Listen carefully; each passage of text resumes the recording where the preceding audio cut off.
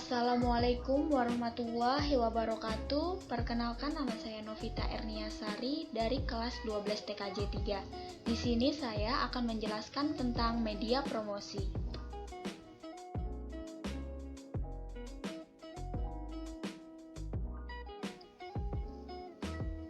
A. Produk dalam pemasaran.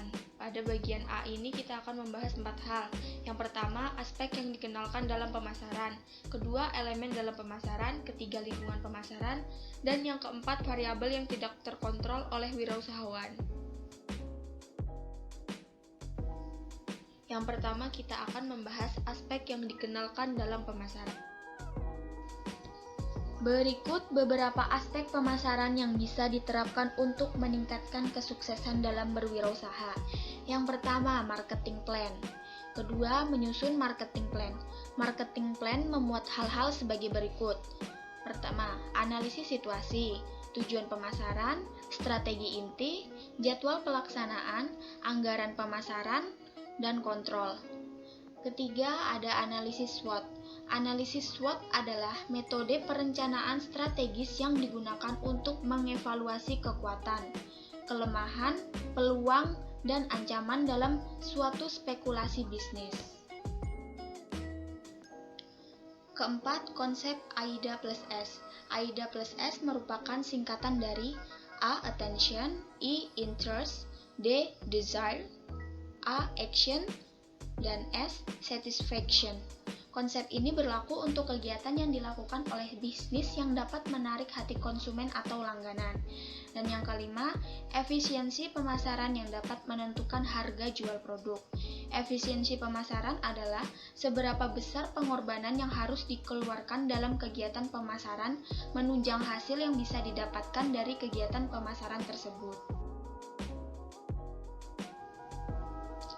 1. Biaya pemasaran. Yang termasuk biaya pemasaran produk-produk antara lain adalah biaya transportasi, biaya pengemasan, biaya penyimpanan atau penggudangan, biaya pemesanan, biaya merek dagang, pajak, dan biaya resiko kerusakan, dan sebagainya. 2. Saluran pemasaran. Jenis saluran distribusi pemasaran sebagai berikut. Saluran distribusi langsung. Saluran distribusi yang menggunakan satu perantara, yakni melibatkan produsen dan pengecer. Saluran distribusi yang menggunakan dua kelompok pedagang besar dan pengecer, dan saluran distribusi yang menggunakan 3 pedagang perantara.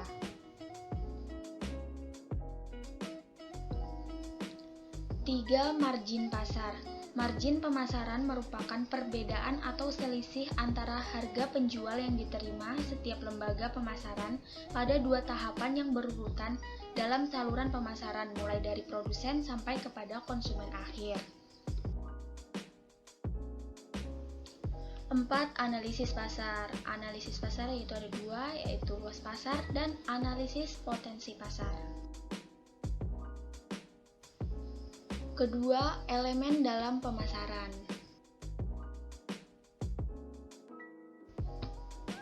Elemen-elemen penting dalam konsep pemasaran yaitu market orient, berorientasi pada keinginan konsumen, penyusunan kegiatan pemasaran secara terpadu, dan pencapaian tingkat kepuasan para konsumen. Beberapa istilah yang penting dalam konteks pemasaran adalah produk, barang, jasa, ide, dan lain-lain, nilai, biaya, kepuasan pelanggan, dan pasar penjualan produk. Ketiga, lingkungan pemasaran.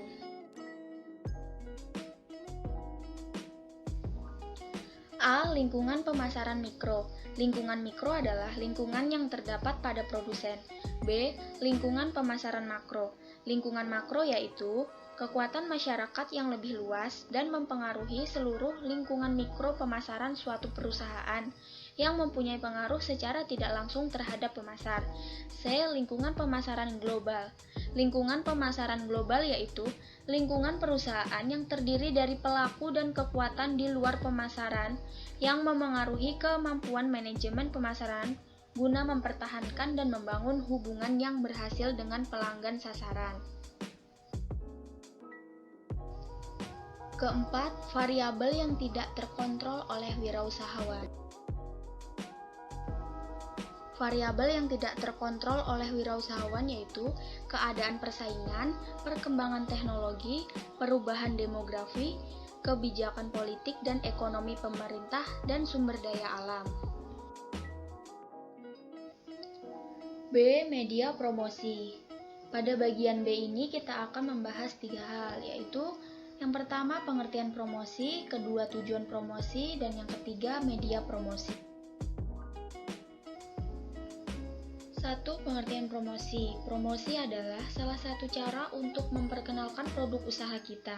Dengan promosi, maka produk akan lebih mudah dikenal masyarakat dan mudah mencapai ke target konsumen. 2. Tujuan promosi, yaitu yang pertama untuk menyebarluaskan informasi suatu produk kepada calon konsumen yang potensial. Kedua, untuk mendapatkan konsumen baru dan untuk menjaga loyalitas konsumen tersebut. Ketiga, untuk menaikkan penjualan serta laba atau keuntungan. Keempat, untuk membedakan dan mengunggulkan produknya dibandingkan dengan produk kompetitor. Kelima, untuk branding atau membentuk citra produk di mata konsumen sesuai dengan yang diinginkan. Dan yang terakhir, untuk merubah tingkah laku dan pendapat konsumen tentang suatu produk. 3. Media promosi. A. Promosi media cetak. Promosi ini biasanya dilakukan dengan membentuk spanduk, banner, iklan di koran, majalah, buku, stiker, pamflet, flyer, dan lain-lain. Berikut beberapa bentuk promosi melalui media cetak, yaitu iklan koran atau surat kabar, iklan majalah, iklan tabloid, jurnal, katalog produk, kalender, brosur atau pamflet atau flyer, dan poster. B. Promosi media elektronik. Beberapa contoh iklan media elektronik diantaranya adalah television advertising, radio advertising, online advertising, dan domain name advertising. C. Promosi media internet. Macam-macam media promosi online yang sedang tren saat ini: Facebook, Twitter, Instagram, blog, YouTube, dan marketplace. A. Marketplace. Marketplace adalah model bisnis yang mana website yang bersangkutan tidak hanya membantu mempromosikan barang dagangan saja, tapi juga memfasilitasi transaksi uang secara online. Contoh marketplace yaitu Berrybenka, Tokopedia.com, olx.co.id, bukalapak.com. B. Online shop. Online shop adalah sistem belanja online yang mana pembeli dapat menanyakan harga atau pertanyaan apapun terkait produk kepada penjual secara langsung, dapat melalui BBM, Line, atau WhatsApp. C. E-commerce. Sistem belanja e-commerce hampir sama dengan marketplace, yaitu pembeli tinggal memilih barang yang diinginkan pada sebuah website, kemudian mengklik tombol beli, dan melakukan transfer sejumlah harga yang tercantum. Contohnya Zalora.com, Berrybenka, dan lain-lain. Perbedaan marketplace, jualan online, dan e-commerce. Pada sistem belanja marketplace, penjual tidak melakukan tanya jawab kepada pembeli dan tidak ada diskon ataupun tawar-menawar seperti pada online shop. Online shop adalah sistem belanja online yang mana pembeli dapat menanyakan harga atau pertanyaan apapun terkait produk kepada penjual secara langsung, dapat melalui BBM, Line, atau WhatsApp. Bedanya adalah pada e-commerce, barang atau produk yang dijual berasal dari website itu sendiri. Ia tidak membuka lahan atau tempat bagi para penjual lain untuk menjajakan produk mereka. Tidak ada tawar-menawar dan harga yang diberikan adalah harga pas. D. Promosi media iklan luar ruangan. Beberapa contoh media iklan luar ruangan diantaranya billboard, baliho, shop site branding, neon box, spanduk, iklan tembok, dan media 3D. E. Promosi media produk. Promosi media produk adalah promosi yang dilakukan melalui sebuah produk seperti tas, kaos, topi, dan lain-lain. F. Tips cerdas promosi dengan Instagram. Perlu diketahui bahwa sekarang Instagram dengan berbagai fitur terbarunya dapat digunakan sebagai media bisnis, salah satunya untuk memasarkan atau mempromosikan produk secara online. C. Strategi pemasaran. Pada bagian C ini kita akan membahas 6 hal, yaitu yang pertama, pengertian strategi pemasaran, kedua, fungsi strategi pemasaran, ketiga, tujuan strategi pemasaran, keempat, faktor penyebab terjadinya perubahan strategi pemasaran, kelima, konsep strategi pemasaran, dan yang keenam, jenis strategi pemasaran. 1. Pengertian strategi pemasaran. A. Strategi pemasaran. Menurut Philip Kotler, pengertian strategi pemasaran adalah suatu mindset pemasaran yang akan digunakan untuk mencapai tujuan pemasaran, di mana di dalamnya terdapat strategi rinci mengenai pasar sasaran, penetapan posisi, bauran pemasaran, dan budget untuk pemasaran.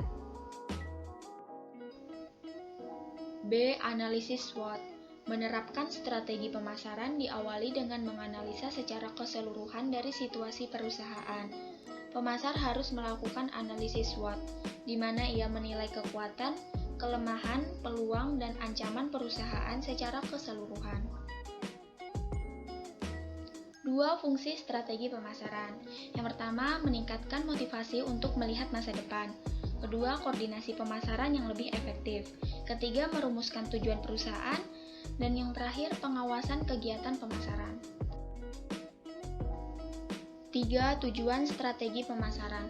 Terdapat 4 tujuan strategi pemasaran, diantaranya yaitu untuk meningkatkan kualitas koordinasi antar individu dalam tim pemasaran, sebagai alat ukur hasil pemasaran berdasarkan standar prestasi yang telah ditentukan, dan sebagai dasar logis dalam mengambil keputusan pemasaran, untuk meningkatkan kemampuan dalam beradaptasi bila terjadi perubahan dalam pemasaran.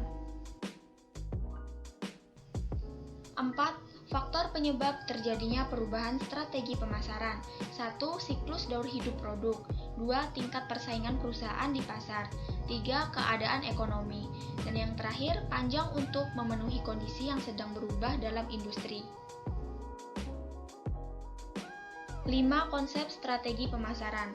Berikut konsep dalam menentukan strategi pemasaran. Pertama, segmentasi pasar. Kedua, market positioning. Ketiga, market entry strategi. Keempat, marketing mix strategi. Dan yang kelima, timing strategi. 6. Jenis strategi pemasaran. Beberapa jenis strategi pemasaran diantaranya A. Direct selling. Direct selling atau penjualan langsung merupakan jenis strategi pemasaran di mana penjual akan menjual secara langsung produknya kepada konsumen. B. Earned media. Earned media merupakan jenis strategi yang dilakukan secara tidak langsung. C. Point of purchase. Point of purchase merupakan strategi marketing dengan cara menempatkan material marketing atau iklan di dekat produk yang sedang dipromosikan. D. Internet marketing. Internet marketing merupakan strategi pemasaran yang cukup dikenal dan dilakukan oleh banyak pelaku usaha pada saat ini. Sekian penjelasan saya mengenai media promosi. Wassalamualaikum warahmatullahi wabarakatuh.